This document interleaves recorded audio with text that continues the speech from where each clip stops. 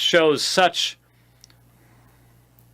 arrogant disregard for believing Christian scholarship, just dismisses it with the British nose so far up, it's almost French.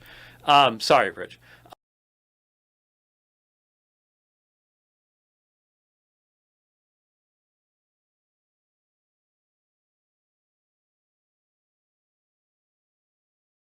I need to please remind me as soon as the program's over to respond to Dr. Tony Acosta's email.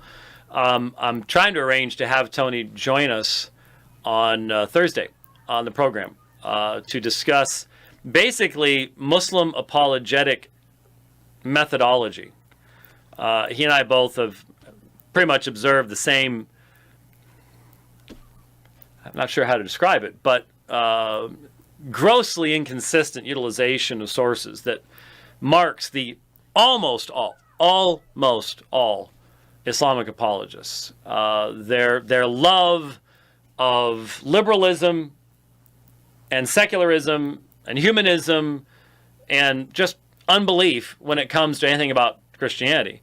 And then they're completely eschewing that and rejecting that when the same scholarship would be applied to their own system. They just do not use the sources in a meaningful fashion, and they don't care. They just don't care. And Paul Bilal Williams is one of the best examples of this, because he should know better. It's not like he was raised in Afghanistan and never ran into a Christian while there, or Pakistan and ignored all the Christians.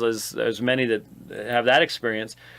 He doesn't have any excuse for the many times that he not only misrepresents Christianity, but just shows such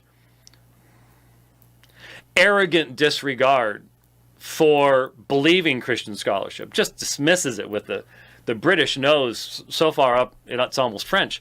Sorry, Bridge. And yet at the same time turning that around and believing things that no critical scholar would ever accept in regards to Islam. It's just, the double standard is outrageous.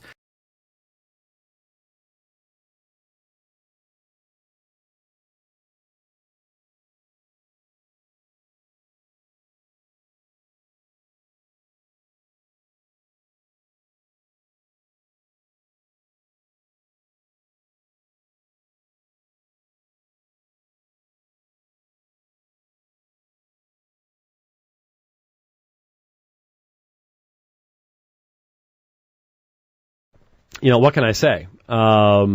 It's just, if this is the best that Veritas has to offer, and it's not because Jay Smith has taught for Veritas, and I just have to wonder, what does Jay Smith think about all this? I haven't asked him. Maybe I should, because it's just embarrassing. If they want to have somebody do a good presentation on Islam, bring Jay Smith in. I mean, his command of the Quran is excellent. His knowledge of the backgrounds is excellent. And you'll actually get accurate information. I mean, I'm just fearful for anybody at that conference to go out and start trying to talk to a Muslim and get their heads handed to them on a platter.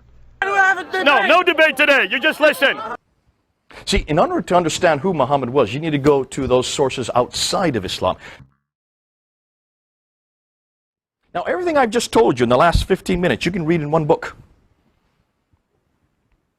And it's written by one of your scholars.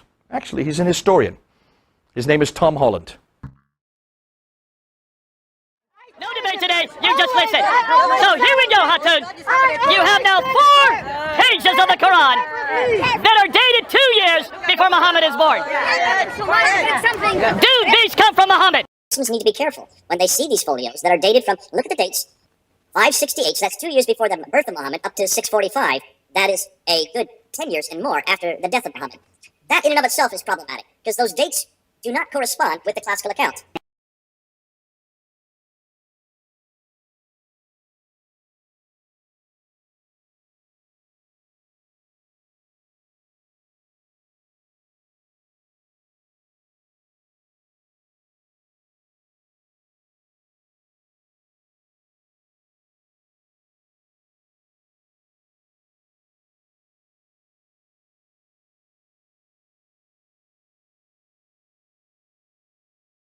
need to please remind me as soon as the program's over to respond to Dr. Tony Acosta's email.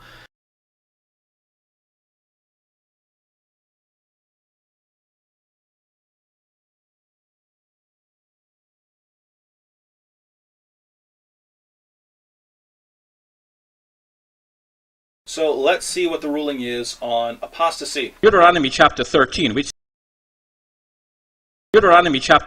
which speaks about an apostate in your own house.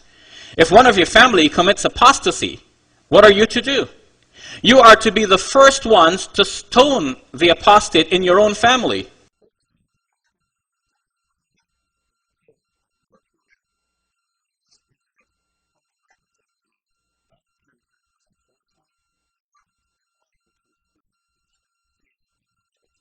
Gospel of our Lord Jesus Christ according to Luke. Jesus stood among the disciples and said to them, "Peace be with you." They were startled and terrified, and thought that they were seeing a ghost.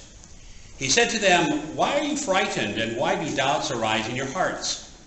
Look at my hands and my feet. See that it is I myself."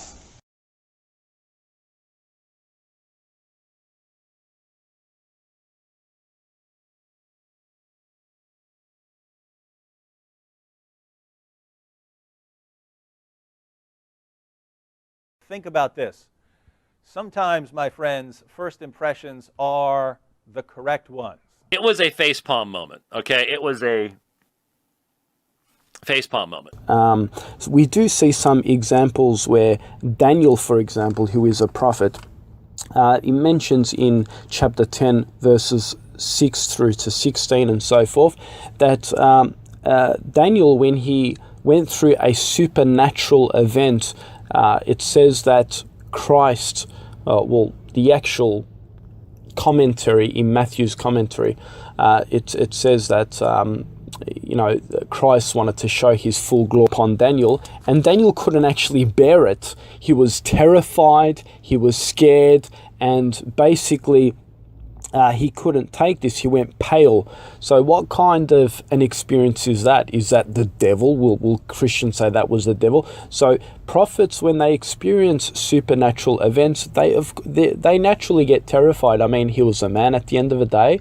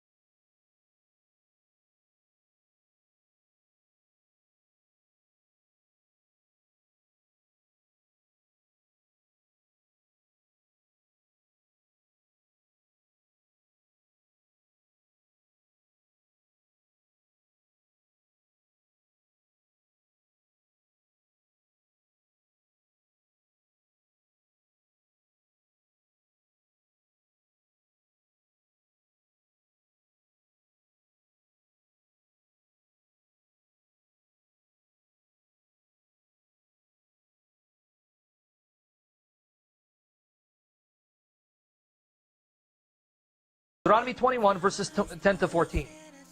When you go out to war against your enemies, and Yahweh your God gives them into your hand, and you take them captive, and you see among them captives a beautiful woman, and you desire to take her to be your wife, and you bring her home to your house, she shall shave her head and pare her nails, signs of mourning, mourning the loss of her loved one, mourning the loss of her loved one.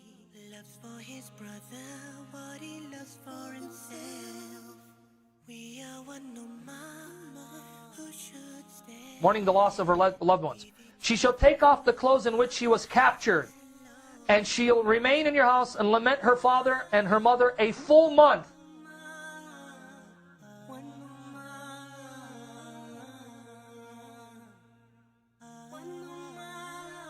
After that, you may go into her and be her husband. After that, you may go into her